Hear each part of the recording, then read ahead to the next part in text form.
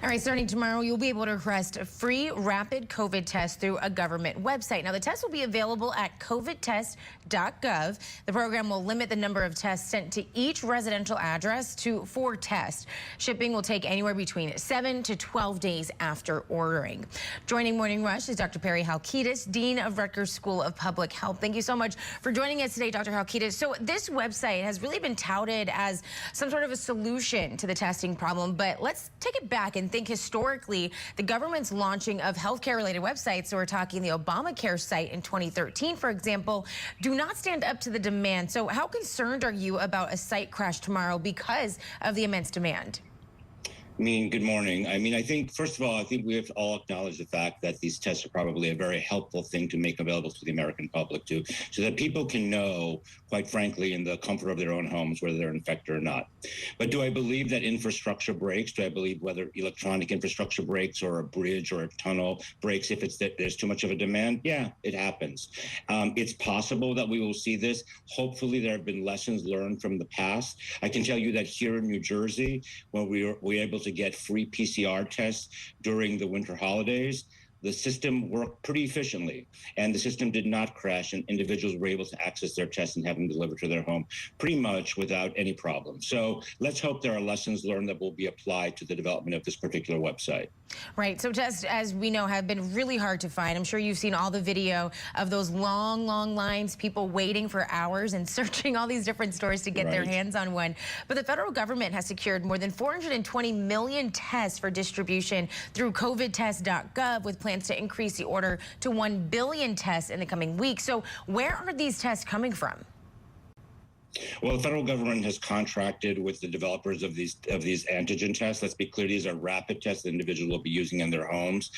They've contracted with them. The problem I think we've had is that the supply chain has made it difficult for some tests to get to some neighborhoods. And quite frankly, if you were to do an analysis of where tests are available, there are neighborhoods in New York City that are like a mile apart, where one neighborhood has no tests and other neighborhoods and many tests. And this is, very much to me an indication of, tests being able to get to particular sites, particular neighborhoods, and that one size doesn't fit all. This approach by the federal government, being able to access many tests, makes it a much more egalitarian approach and provides tests that pretty much any American needs, as compared to limiting the person to the place where they actually live.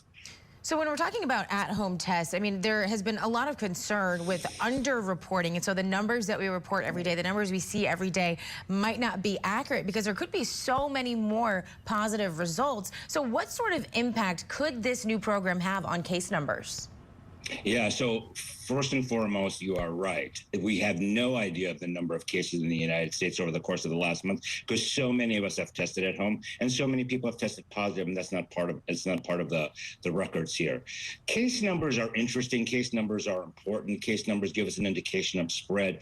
I think the bigger indicator, quite frankly, for us as we're looking at the current situation is the number of deaths. And what we've seen over the course of the last month and a half is, despite the huge surge in cases in the United States, the number of deaths has not escalated. And so what this says to me is that we have a virus in our mix, a version of the virus in our mix, which is highly spreadable, but not necessarily causing enormous amounts of death, certainly in those people who are vaccinated and those people who are vaccinated and boosted. And I was also worried when I took some at-home COVID tests if I was even doing it properly to know that if I actually was positive or not. But I want to talk to you about messaging right now, because there's been a lot of confusion lately, especially with these updated recommendations when it comes to isolation periods. It was at 10 days and then it was slashed in half to 5 days. What exactly can the CDC do to maybe help their messaging and make it a little more clear? I think we are all very concerned about the messaging. And quite frankly, we're all confused. I think the messaging is very simple. And then let's just say this. If you're not feeling well and if you test positive, stay in your home if it's possible, remembering that many Americans don't have this option, right? Stay home if it's possible for 3 to 5 days.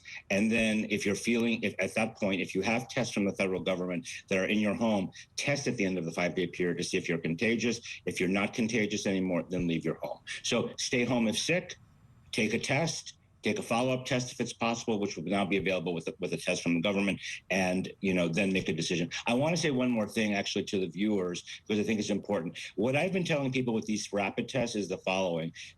Many of them require swabbing of the inner part of your nose. I recommend to people that they swab their throats first, because Omicron lodges itself in people's throats. So swab your throat first a few times, then your nasal passages, and then undertake the test. With the same swab, or with the same swab? Oh. Yes, with the same swab. Okay. That's how I've been taking my tests at home. I've been putting it in my throat first, just to be able to catch anything there. And there's some evidence to suggest that because Omicron is so much caught in the upper part of our bodies, in our throats and stuff, that is a very good source of virus if we want to actually test for it. And really quickly, how do you think President Biden and CDC Director Rochelle Walensky are doing as far as messaging?